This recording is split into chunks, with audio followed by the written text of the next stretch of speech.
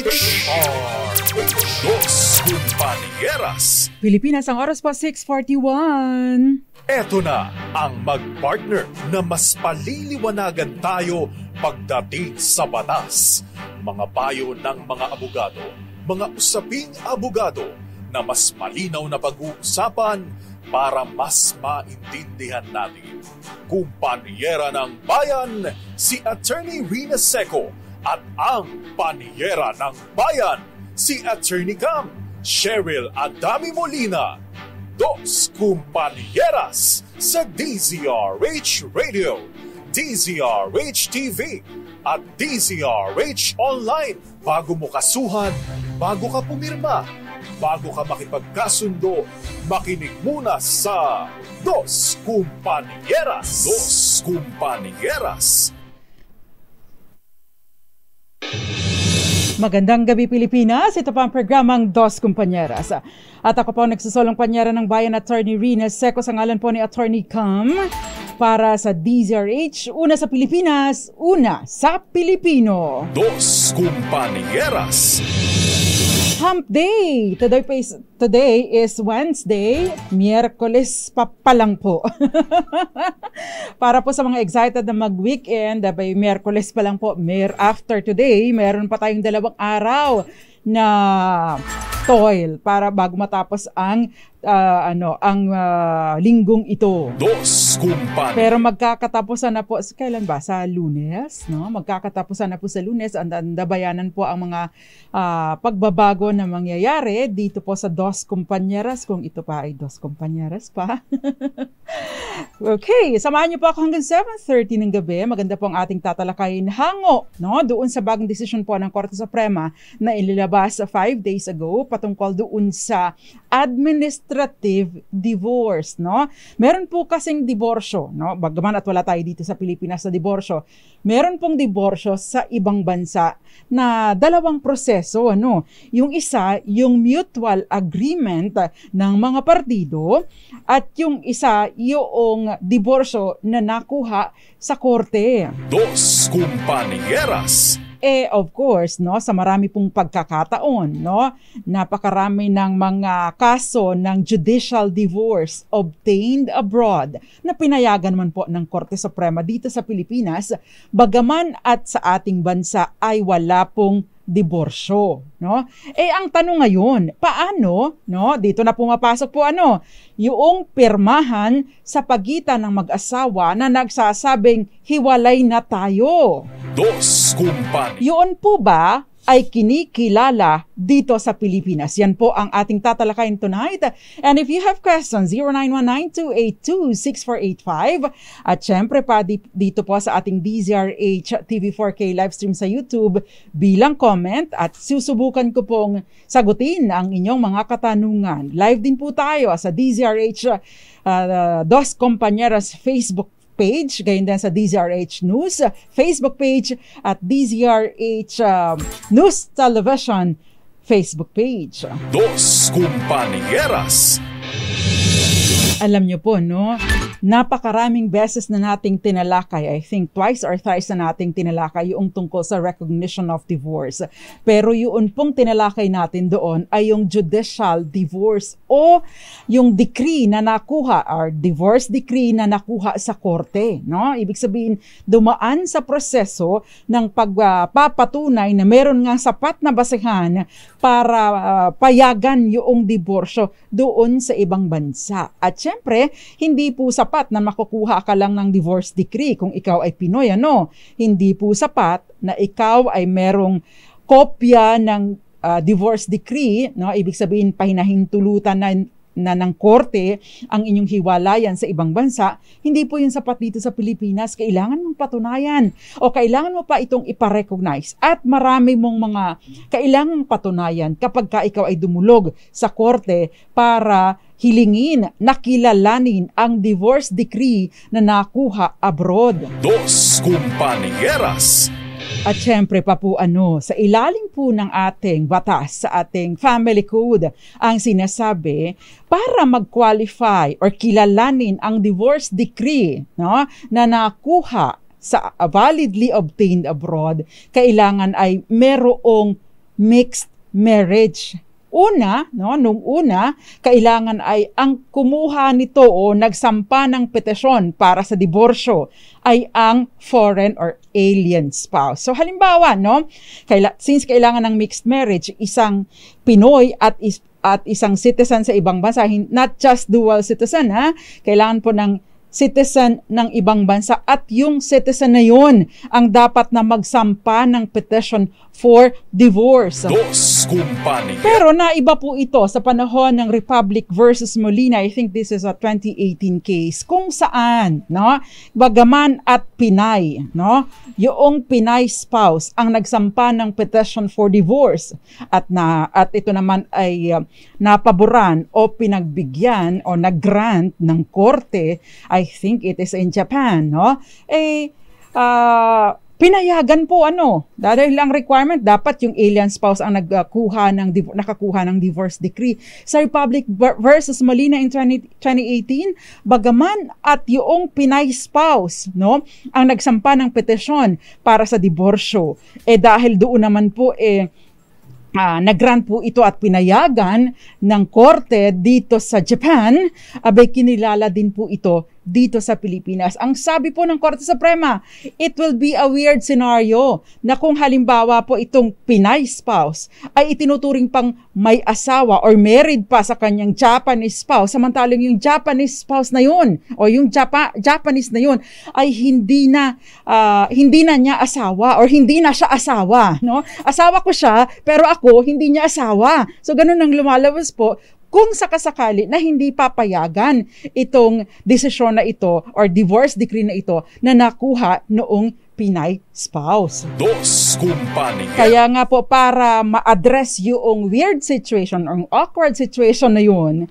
pinayagan ito ng Korte Suprema. Ayan. But then again, no, kailangan pa rin po na ito ay mixed marriage at doon po sa mga napakaraming kaso na ito, ang sitwasyon, ito ay dumaan sa korte. Pero paano nga ba, no?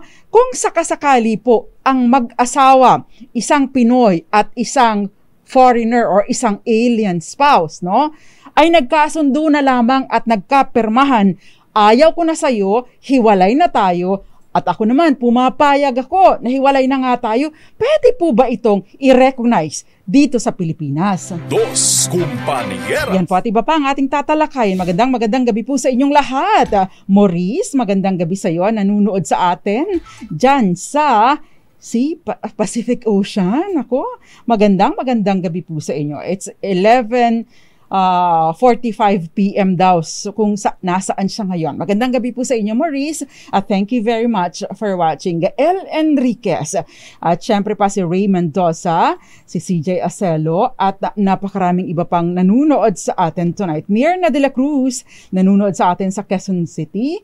Si Charo Abraham, si Jason Abolencia, Kenneth Arevalo, Mirna de la Cruz, Maricor Angeles, gayon din Wilson Aldea Jr. at Tatay Wilson Aldea Sr. Magandang gabi po sa inyo dyan sa San Antonio, Zambales. Maayong gabi, Mel Aquino diha sa Sugbo. At sa tanang mga Sugboanon diha, sa tanang mga Bisaya, mga Bisdak, maayong gabi kaninyang tanan. Tita Ami Miraflor Garcia, Rowena Guevara, Rico Bagisi, gayon din sa iyo Eds Maglakas, si Facebook ni Roy, magandang gabi, at Raul Destacamento, Roxanne Costo, at syempre pa hindi nawawala, ever loyal, Gael Enriquez. Dos Kumpanieras. Meron po tayong DZRH Malakas, DZRH Dos Compañeras Malakas promo question, no? Ang tanong, ang administrative divorce na nakuha sa ibang bansa ay maaring maipatupad sa Pilipinas sa pamamagitan ng blank. Ipadala po yung kulang na yon, no, sa ating DZRH Dos Compañeras bilang private message sa Facebook at pipili po ako ng isang mananalo tonight. It's 9 minutes before 7 in the evening. Magbabalik pa po ang programang Dos Compañeras. Ilan po muna mga paalala. Nakakasama pa rin po ninyo nagsisolong panyera ng bayan, Attorney Rina Seco, dito lang po sa Dos Compañeras. Dos Kumpanieras. Dos Compañeras. Nagbabalik po ang programang Dos Compañeras. Kasama pa rin po ang nagsasolong panyara ng bayan, Attorney Rina Seco, sa mga bumabati sa atin ng Buenas Noches. Buenas noches sa usted. Ayan. Dos Compañeras. Yun na lang ang natatandaan ko sa aking Spanish 1 and 2. Matagal na po kasing panahon yun na dyan sa UST. At halos wala na din akong natandaan sa aking Latin 1 and 2. So, yung babati sa atin ng Latin, baka hindi ko na po kayo masagot hindi ko na kayo mabati ng in Latin. Kaya yun na lang muna. Maayong gabi kaninyang tanan, naimbag arabii. Meron po ako ang kanina binanggit natin yung Republic versus Molina. I would like to correct myself, no? That is Republic versus Manalo. Magkamag-anak kasi magkatunog kasi ang apelida, no? Yung Republic versus Molina, siya yung kaso na patungkol sa psychological incapacity. Yung Republic versus Manalo, yun naman yung pagdating sa tawag doon, pagsasampa, no, ng divorce recognition for divorce decree obtained abroad na pinapayagan na kahit pa yung Filipino spouse. Nevertheless, pareho po silang may koneksyon sa hiwalayan. Dos Compañeras. Okay, so balikan po natin ang ating talakayan. Buti na yung kapag ka medyo naaano ko, no, na ku-confuse ako or namamali ako ng mga names, no? Ay pagpasensyahan na po ninyo, ano? Basta as soon as possible ay i-correct ko po ang sarili ko. Ayan. Okay. So again, it's Republic versus Manalo. Pareho po silang kaso, parehong tungkol sa hiwalayan. Yung Molina, yun po yung nag-set ng mga rules sa psychological incapacity. Yung nakaraan, luma na ito dahil may mga iba na pong mga jurisprudence, no, na nag-supersede doon sa Republic versus Molina. Pero yung Manalo patungkol sa recognition of divorce na na-obtain ng Filipino spouse. Dos Compañeras.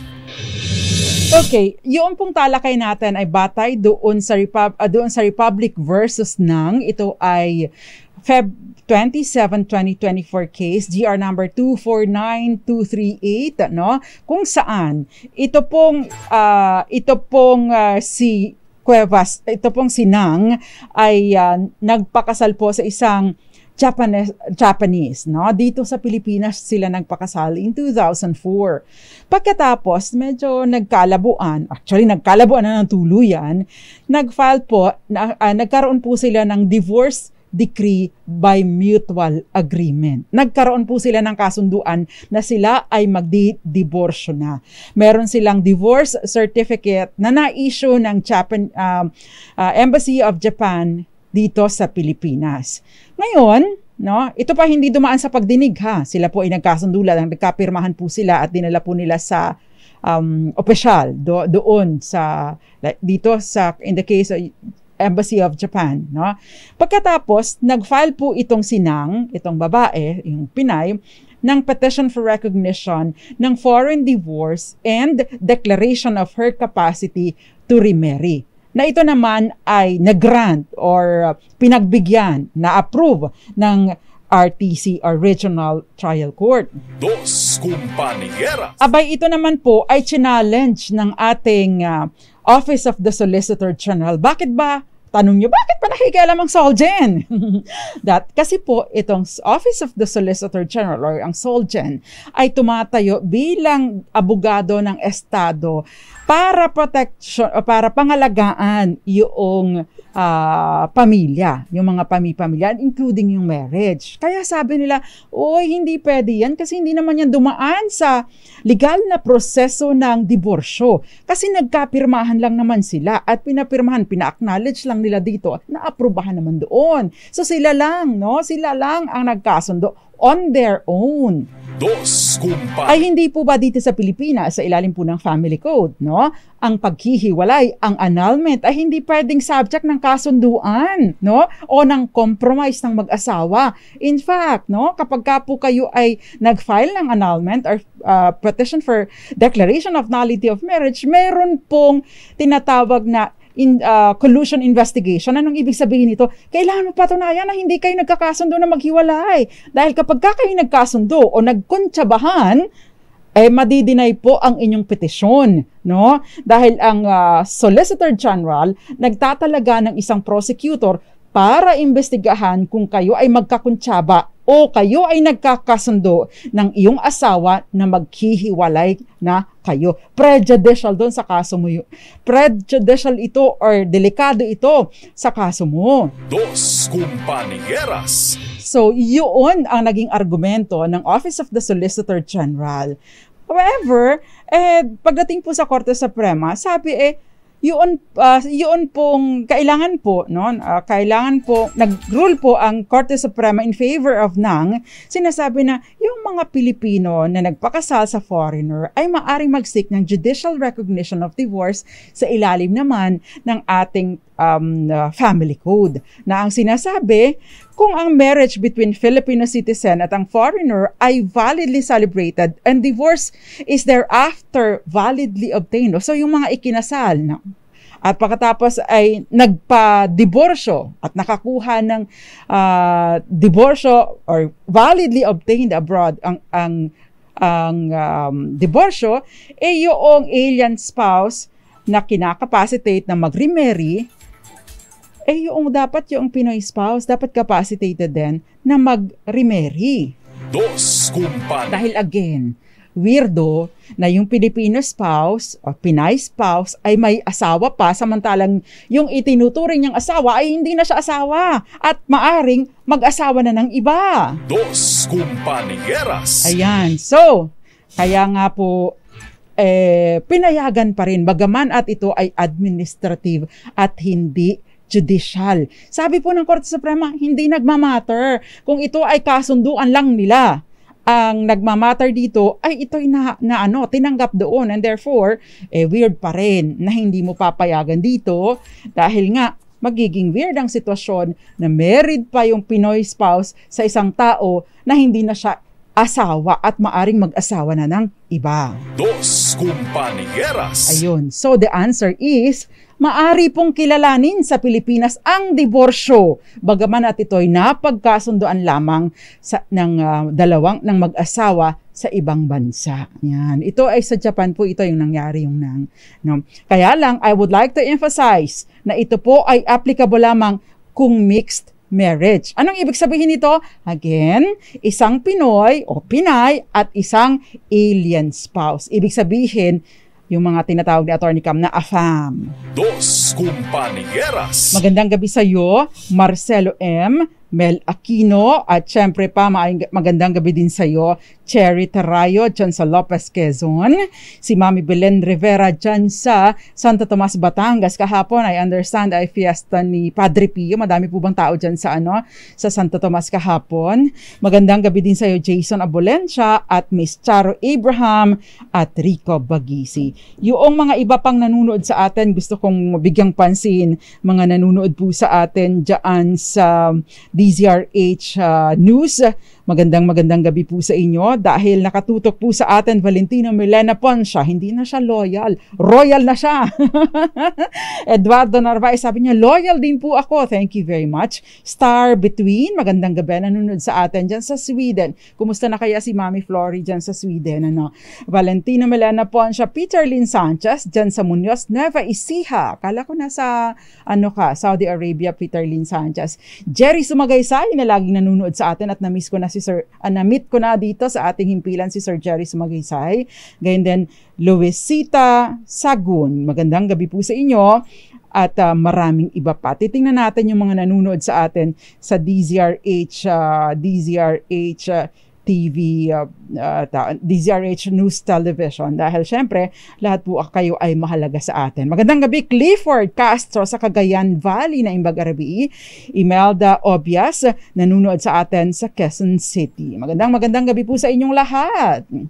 Dos Compañeras. Ayan, so mag-i-entertain na po tayo ng mga questions para makarami tayo ng mga sagot. Because I'm sure, marami po sa atin ang interesado dito, no? Ito po yung question, ito muna yung question. Okay, attorney, ang asawa ko po ay dual citizen. Nakahanap po siya ng iba at gusto niya na magpa-divorce na kami. Nagpadala po siya ng papel na pinapipirmahan sa akin. May anak po kami. Attorney, pwede po ba na gawin kong kondisyon sa pagpirma ng divorce paper na mag-waiver of rights siya sa bahay at lupa na nabili namin? Kasi may anak po kami at hindi na po ako nakapagtrabaho uli mula nang pinahinto niya ako sa pagtatrabaho para mag-alaga ng mga anak namin. Dos Compañeras. Ang issue po nitong texter natin ay hindi naman kung papayag siya o hindi sa divorce, no? O kung ipapa-recognize. Ang issue lang dito ay magkaroon ng kumbaga ay i-waive yung karapatan ng kanyang asawa doon sa ari-arian para mapunta sa kanya o siguro sa kanilang mga anak yung property. Dos Compañeras. Sinasabi po sa family code na walang magiging waiver of rights or shares and the effects of the absolute community property during the marriage ay maaaring gawin, no? So hindi po ito maaaring gawin, hindi pwedeng magkahiwalayan ng property o magkaroon ng waiver of rights during the marriage maliban na lamang kung magkaroon po ng judicial separation of property. Ibig bang sabihin, no? Either judicial separation of property kayo ng inyong asawa at doon magkaroon ng waiver pabor sa inyong mga anak or pabor sa inyo bilang kayo ang innocent spouse dahil halimbawa na meron kang sapat na basihan halimbawa nangangaliwa siya doon o kung ano man. So maari po yun. Dos Compañeras. Although, another option would be para po kung sakasakali na magpa-diborsyo, mag-file ng divorce, maka-obtain ng divorce decree ang inyong asawa doon sa ibang bansa. Yun pong judicial recognition of divorce matapos ng maka-obtain ng divorce decree. Yun po ang ipapa-recognize dito sa Pilipinas at kasama doon yung mga issue ng property para iisang action na lang ang isasampa ninyo. Because kung pupunta po kayo doon sa separation of property, magkukorte po kayo para naman po mapa-recognize ninyo at kilalanin dito ang divorce decree ay kailangan pa rin po magsampa ng petisyon sa korte. Pero sabihin po ninyo sa inyong asawa, dual citizen kasi siya. Ibig pong sabihin, Pinoy pa rin siya. So hindi pa rin po ito papasok doon. Dapat mo nang hindi na siya Pilipino para makapagsampa siya. Because again, requirement po ng batas na magkaroon ng mixed marriage. The fact na dual citizen siya, ibig sabihin Filipino at the same time, US citizen siya or Canadian citizen siya, kung saan valid ang kinikilala or pinapayagan ng divorce, kailangan po munang ma-give up niya ang kanyang Filipino citizenship. Dos Compañeras. Si Marcelo M, sabi niya, may mga panay pang aftershocks dito sa Masbate, keep safe. Mag-ingat po kayo, Marcelo M. Valid ba ang divorce papers kung napilitan lang na permahan kasi may dollars na kapalit? Sabi ni Marcelo M. Dos Compañeras. Kapag ka po ganyan, may mga suhol-suhol, hindi naman siya maituturing na vitiated ang consent, hindi po ba? Dahil meron ka pa rin kalayaan na mag-say no o hindi pumirma. At kung ito naman po ay dadaan pa rin sa pagpapatunay, kung halimbawa po hindi doon sa administrative decree or administrative divorce, di ba? So kailangan pa rin ng pagpapatunay or kailangan pa rin ng dumadaan pa rin sa proseso sa korte. Dos Compañeras. Magandang gabi sa iyo, Mami Belen Rivera. Sabi niya sobrang traffic dito.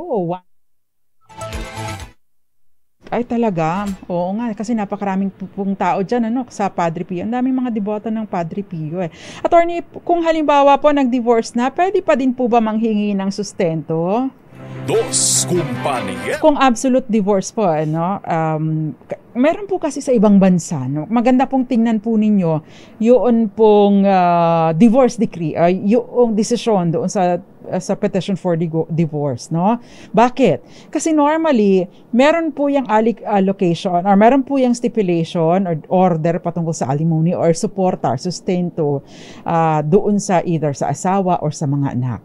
So, yun po ang tingnan ninyo. But no, kung sakasakali po yung asawa yung anak basta po may minor pa, I don't think natatanggalan sila ng sustento, di ba?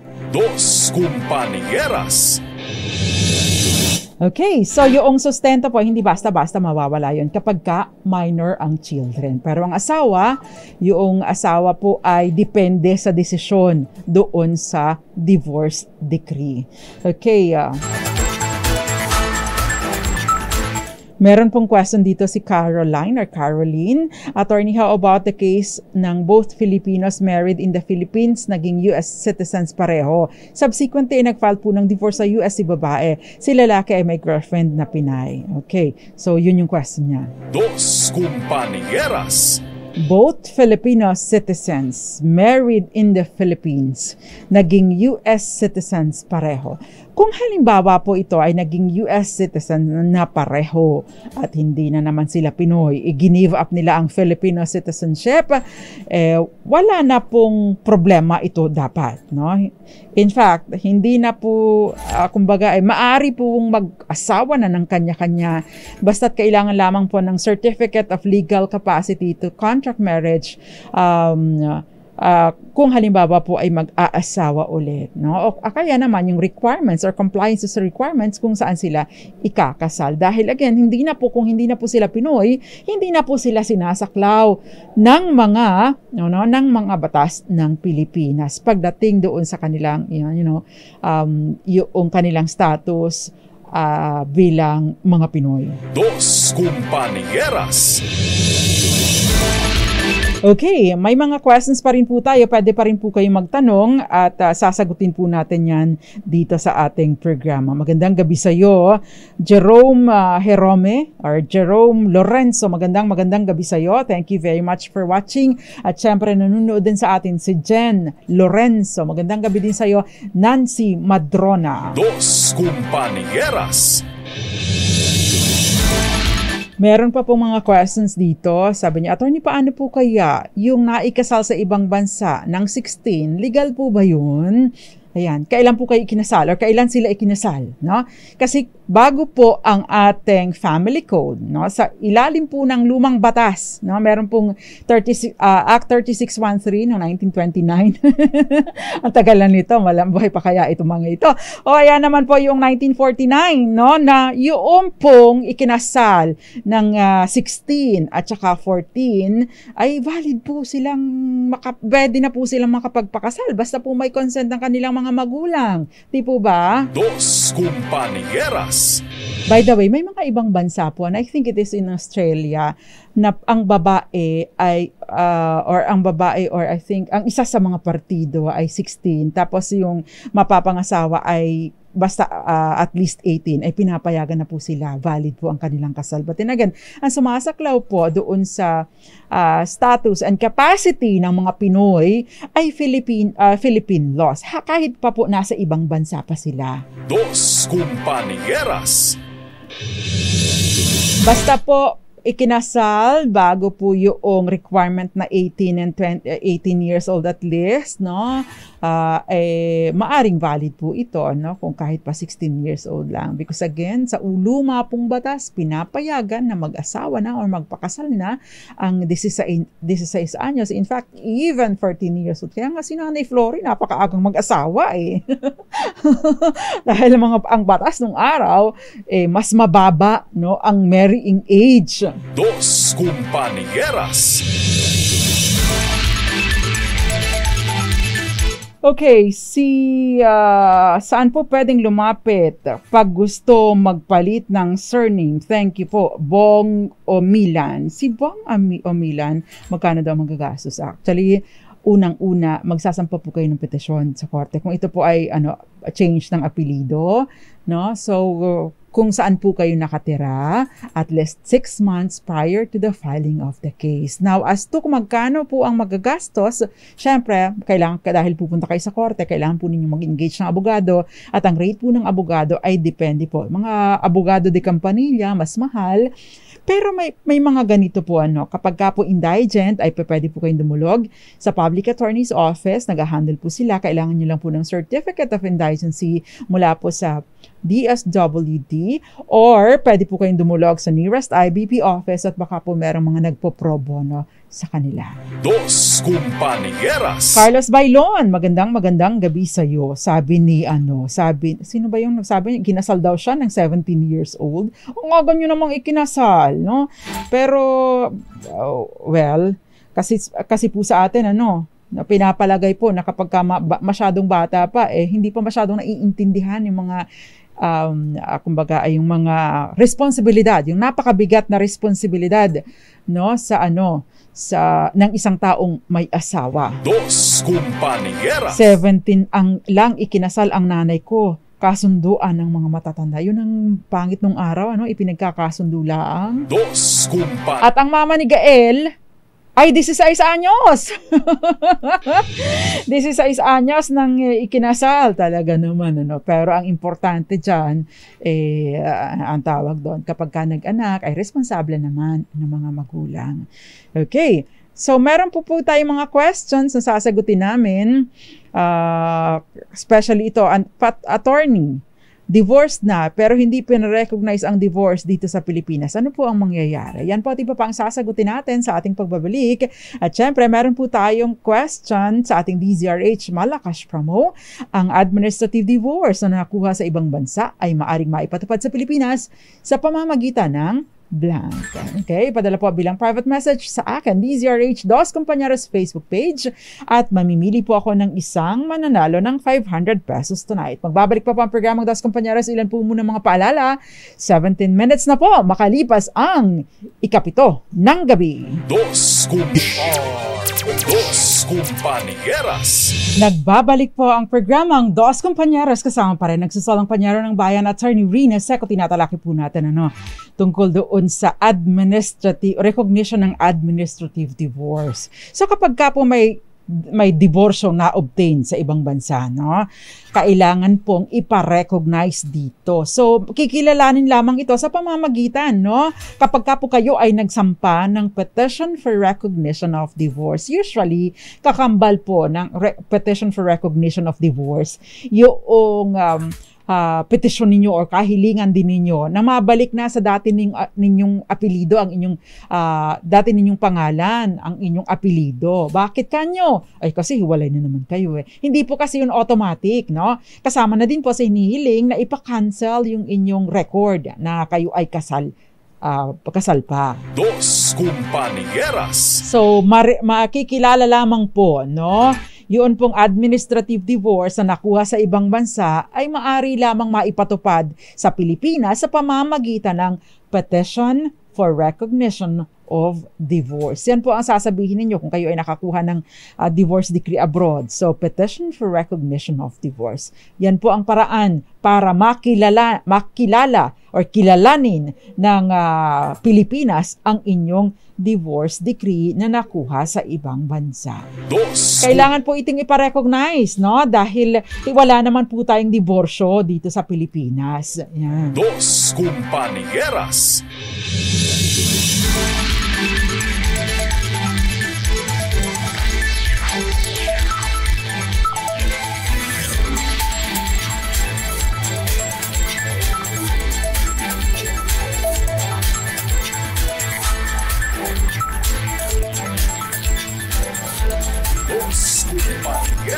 Okay, so balik po tayo. Pasensya na kayo busy po kasi tayo ngayon. Ayan, so dumaan po ang boss namin. Anyway, pagpatuloy po natin ang ating talakayan again, ito po ay kikilalanin lamang natin ng Pilipinas, ng gobyerno natin, ng estado, kung kayo po ay magfa-file ng petition for recognition of divorce. Before we pass for commercial, tinanong po natin, may nagtanong kanina, kapag ka po hindi pina-recognize dito sa Pilipinas, kahit kahit po ba sa abroad naman ikinasal, kailangan pa din po bang iparecognize sa Pilipinas? Yes. No? That is assuming valid ang divorce decree na nakuha sa ibang bansa. That is assuming ito ay mixed marriage. Ibig sabihin, isa doon ay Pinoy at isa ay foreigner or alien spouse. Dahil kung hindi, ay hindi po yan kikilalanin. Kailangan po patunayan na merong mixed marriage, no? Para yan po ay mag-grant or ma-approve or kilalanin dito sa Pilipinas. Panieras. By the way, bakit po ba mahalaga na kilalanin ang diborsyong nakuha sa ibang bansa, no? Para po ito, kailangan pong magpetisyon for recognition of divorce dito sa Pilipinas dahil kung hindi po ninyo ipaparecognize dito sa Pilipinas ang inyong divorce decree or ang divorce na nakuha sa ibang bansa, abay sa ilalim po ng batas o sa pananaw sa paningin ng batas ng Pilipinas, kayo ay nananatiling mag-asawa pa, and for all intents and purposes mag-asawa po kayo, and therefore yung mga karapatan ninyo bilang asawa at obligasyon bilang asawa ay nananatili pa din. Meaning to say, bagaman at diborsyado na kayo sa ibang bansa at hindi nyo pinarecognize dito sa Pilipinas, halimbawa yung asawa nyo ay siyang nanloko sa inyo, no? At kayo ay maraming ari-arian, makikiparte pa rin po siya sa mga ari-arian na inyong napundar at nananatili siyang tagapagmana ninyo. Dos Compañeras. Kaya napakahalaga po nito. Ayan. Ito yung question dito. Sabi niya, attorney, si Cherry pa, attorney pa, yung parehong Pinoy ikinasal sa abroad tapos nagpa-divorce, yun po ba pwede dito sa Pilipinas? Kasi may mga artista po na ganito ang ginagawa tapos nagpapakasal ulit, no? Yun po ay hindi valid or hindi po yun maaring kilalanin ng Korte ng Pilipinas. Bakit kanyo? Kasi po, kailangan ng pagpapatunay, again, na ito ay mixed marriage. Dos Compañeras. Si Ernie Roland, attorney, kailan kaya ako mag-asawa din 6 years na po siya sa Saudi na umuwi na siya ay sumakabilang bahay, no? Hindi po, kahit pa po sumakabilang bahay na yan, hindi po automatic na nito-terminate o napapawalang bisa ang inyong kasal. Kailangan po ninyong magsampa ng petisyon sa korte, either para ideklarang walang bisa ang inyong kasal kung may basihan, o kaya naman ay ipadeklara or kaya naman ay magpetition kayo for annulment of marriage. Magkaiba po kasi yung annulment at declaration of nullity of marriage. Dos Compañeras. Ngayon, yung pong sa sumakabilang bahay niya, no, yung pangangaliwan niya, ay ebidensya po ito, no? Maari po ninyo itong gamiting ebidensya na ito ay may intention to inflict pain, to inflict pain sa inyo, no? At ito po ay maaring pumasok doon sa RA 9262 o anti-vowsy law bilang psychological or emotional violence. Dos Compañeras. At ang sinasabi rin po, itong dahil psychological violence, at the same time, ito po ay maaring ebidensya ng psychological incapacity sa ilalim po naman, para maging ground naman, na maging ground sa pagsasampa ng petisyon for declaration of nullity of marriage. Dos Compañeras. Sabi ni Maricor Angeles, noong unang panahon, pinagkakasundo ng mga magulang ang babae at lalaki para ipakasal. Tita ko ganon, 16 years old, pinakasal na. Oo nga po, yun yung masaklap. May mga practice pa rin po, no, sa ibang mga bansa. I think in some yung religion, no, na pinapractice pa din yung ganyang sitwasyon, di ba? Na ipinagkakasundo, bata pa, ipinagkakasundo na, no? Para mag-asawa. Yung iba, parang nagkakabentahan pa, hindi po ba? Which is napakasaklap, okay? May mga kanina walang tumama ang sagot. Kanina walang tumama ang sagot doon sa question natin sa ating DZRH Malakas promo, pero tumama na rin eventually. Magandang gabi po muna sa lahat ng mga nanunood, nakikinig sa atin mula dyan sa nanunood at nakikinig sa atin dyan sa nasaan yun? Bong Bikua Omilan Jr. Magandang gabi sa iyo, Cherry Tarayo. Alicia Hubay, nanonood sa atin sa Davao City. Magandang gabi din, Imelda Obias. At syempre si Clifford Castro dyan sa Cagayan Valley. Meron pa mga ibang nanonood sa atin. Let me check dahil gusto po nating i-recognize. Pinahahalagan po natin ang ating mga tagapakinig. Princess Calvin ang tagal kong hindi nabasa ang pangalan nyo.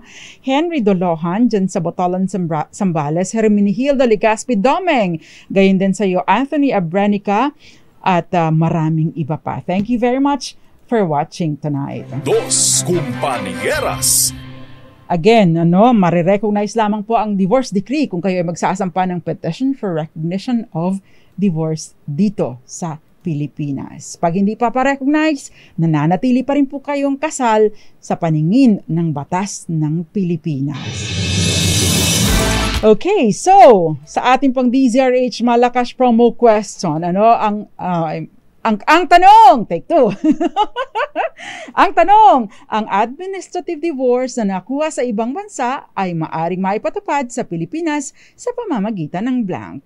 Ang sagot, congratulations sa iyo, tama ang sagot niya, petition for recognition of divorce. Rio Verano, congratulations sa iyo.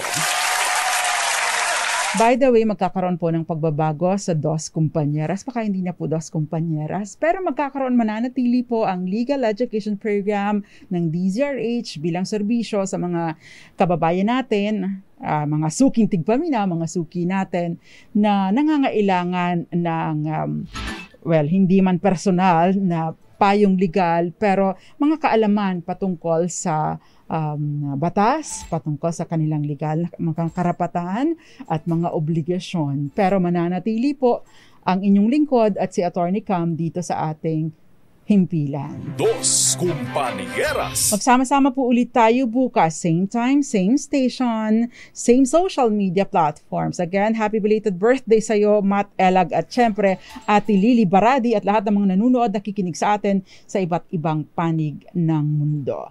Magbabalik po bukas ang Dos Compañeras. Nakasama ko po tonight, JM Arroyo, at syempre yung mga nag-assist sa atin na lalong-lalo na ito, si Miss Gael Enriquez na walang sawang nag-a-assist sa atin araw-araw, gabi-gabi. Dos Compañeras. Ako po ang nagsusolang panyara ng bayan, Attorney Rina Seco. Mula pa 2007 ako nag-uusapang legal.